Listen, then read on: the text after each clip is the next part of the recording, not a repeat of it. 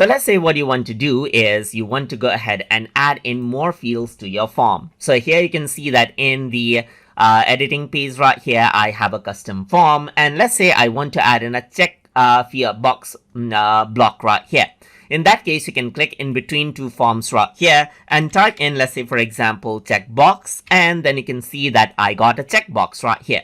So now I can simply add in a label. Let's say, for example, I can say something like over here, I can see something like dance, music, and then let's say games, and then let's say, for example, something like that. So let's just go around, add in more checkboxes. So let's just go around over here and add in more checkboxes. I just don't want one checkbox right here. So this is what you have, as you can see right here. So now I'm just going to go ahead and duplicate right here. So I got another checkbox right here. So I'm just going to go ahead and say music. Then I can go ahead and then duplicate this out and say, let's say, for example, games right here. So over here on the top, you can simply go ahead and, let's say, for example, type in let's say title right here, just like this, a heading simply, and I'm going to go around and type in interest right here. So this is within this particular form itself, as you can see right here. So now if I were to go ahead and save this, then what happens is that it'll get updated in the website.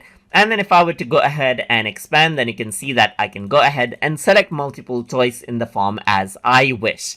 So I can also go ahead right here and, let's say, for example, add in a term consent form. So I can go around over here and, let's say, for example, click around on the end and then go around over here onto terms right here, just like this, and then you got a terms consent. So you can see that you got the consent form right here. So it says by submitting your information, you're giving us permission to email you, and you may unsubscribe at any time.